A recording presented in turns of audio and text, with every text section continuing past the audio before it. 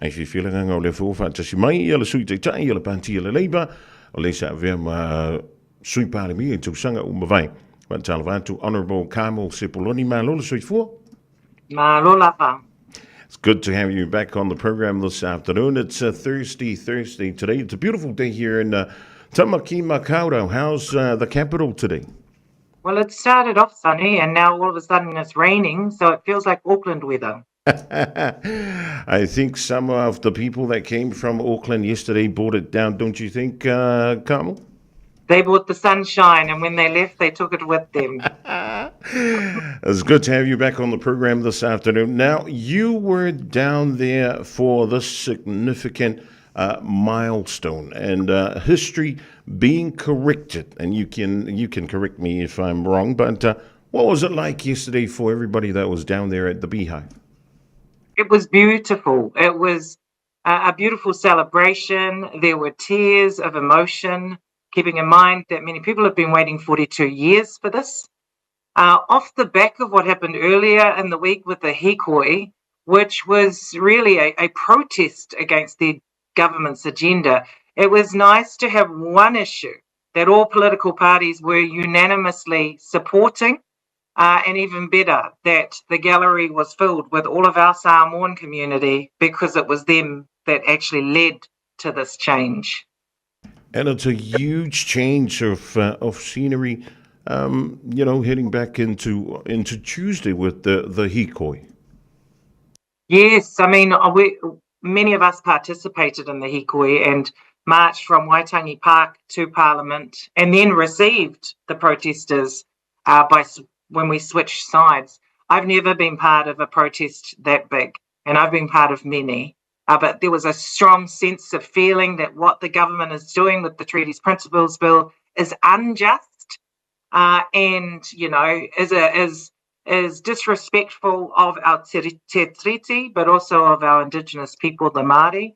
And so to have the next day a bill that set out to correct an injustice, I think was a real different. It was It was just an amazing contrast, I guess. You being Samoan, what did it mean to you, this bill that's been read for the third time yesterday? It meant a lot. It's not just about this one particular issue. It is about that treaty of friendship, New Zealand's relationship with Samoa, the many ways in which the New Zealand government over the course of our history has dishonoured that treaty and dishonoured that relationship. It also meant a lot because when we made the Dawn Raids apology, the intention was that that would be a living apology, and that we would continually look for policies, for laws, for ways in which we could fund initiatives that actually upheld the spirit of that apology. Now, this is just one other action, but a very important one. And the point I wanted to make in the House was that that apology didn't start and finish on the day. And there is more that needs to occur after the passing of this important bill. Now, a lot of Samoans, especially in Samoa, are saying that this bill is a waste of time. Are there any benefits for having citizenship for our elderly people? Well, there is. Some want to come and live here with extended family. There are some that have children here but haven't been able to move here. It is a right that is being reinstated, and I think that's important to note.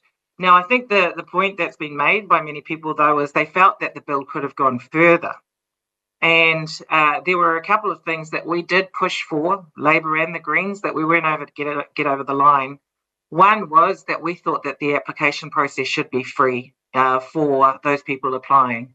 That wasn't able to be agreed upon. However, what we did get was agreement that anyone who has a successful application will be refunded for that application. The other thing we tried to get over the line was eligibility for descendants of those born between 24 and 49, anyone that was a descendant born up until 1962, that they also be covered. But unfortunately, we weren't able to get that over the line.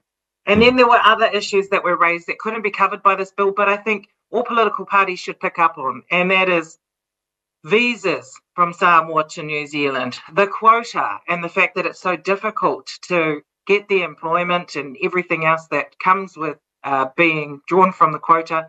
And actually every year, the quota places are never filled, but they don't carry over. So there were a whole lot of other issues that we think that need to be picked up. And even Chris Hipkins himself, when he spoke in the House, said that Labor commits to picking up those issues and exploring them. Very good. Now, apparently there are three categories for those who are eligible. Can you elaborate on this? Well, there is the spouses. There are those that were born during that period of time. And then you might need to tell me which is the third category, my friend. I'm still trying to find it. I just got told that there's three, but I'm not too sure. So, anyways, so all those people who are eligible. So, when the Governor General signs this into law, when is the nearest date that people can, start applying? Well, actually, interestingly, they were saying that the people will be able to apply from Tuesday next week, is my understanding. And the website is ready and up and running. And that the applications will be processed, they expect, within a 30-day period. And I think people from across the House said at the after function or in the House that if our community have any issues with going through the application process, then feel free to reach out to your local members of Parliament.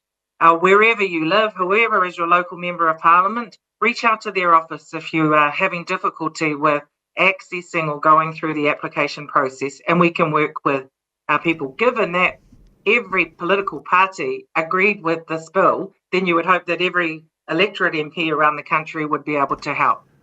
Well, even though with all these things to tie up, it has been quite a journey. Looking at what's been written and what's been said, Arthur Anai started this almost 30 years ago. Yes, and when we look at Arthur, we have to acknowledge his perseverance on this issue, but we also acknowledge Whalemai Lesa, and we acknowledge the cleaners and the workers that got behind her to help pay for the lawyer that took her case forward and ultimately led to proving that through the Treaty of Friendship and the arrangement that had been in place, she was eligible.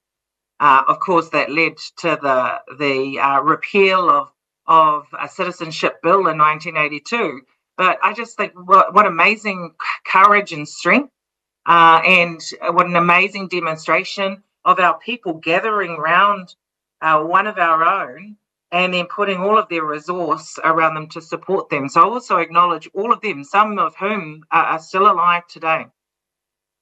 What would have Labour done differently if you guys come back into power in the next couple of years?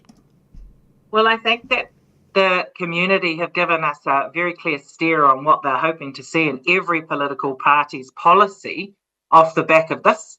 And now is our time for developing our policy. We've got the message loud and clear. We need to go away and work with our Pacific sector and with our policy people and make sure that when we come into the next election, we have a policy that for our Pasifika community that was asked for and that reflects the wishes of the community. And that's what we'll be hoping to do. And what's currently happening in Parliament heading towards this weekend and in the Labour caucus? Well, we've had a busy day. We've had a busy week, but we've just come out of question time. All of us will be wrapping up shortly and flying back to our respective cities, except for the ones that are from Wellington and here. Next week, we've got the Labour Party conference in Christchurch. So we'll all be heading down there Thursday, Friday for that weekend. And looking forward to hanging out with all of our Labour members and union members and the broader Labour whānau. And between now and then, on Saturday, there's the New Dawns performance that's happening across the course of Saturday, which was actually funded from the Dawn Raids Apology funding, where our Pasifika performers, artists will be down at Corbyn's estate at Te Pou Theatre. So I encourage everyone to go to that. My husband, the Fijian, is performing in that too. So there's a lot happening. And despite the fact we're in opposition and we're fighting against so much, we're still going to go out and enjoy our community when we can. Honourable Carmel Sepuloni, Labour Party Deputy Leader, it's always a pleasure having you on Radio Samoa. Final word for our listeners, our audience? Yes, going into the weekend, I have a great weekend, but also a special acknowledgement to all of our Samoan community that campaigned on the Samoan Citizenship Bill, the 25,000 that made submissions, the many that paid out of their own pocket to come to Parliament at every hearing and had the courage to front the Select Committee and make submissions. It is through the unity of our community that this bill was able to be passed. And I also acknowledge, of course, our Green Party MP friend, Te Anao Tuiwano, for taking it forward. Have a wonderful Thursday in the Beehive, and take care, and we'll talk to you again soon. Tai lava. E tō whāsui fua. Le sui te tai o le panti le Labour, le whionga ia Carmel Sepuloni, ia e pe o le whaafonga tu iai lana sauranga fo le rivainga o le Aoauli. O le ante mua si whaapoponga i se aso mua i le tautua la valere i le Radio Samoa tasi lima, iwa tonu amo i mea o lo tutupu, mea o le atutupu, ia marisi fo vainga o lo ngā luruei, ia le lātou vainga whaapuwhai po le tuangai o le malo o New Zealand.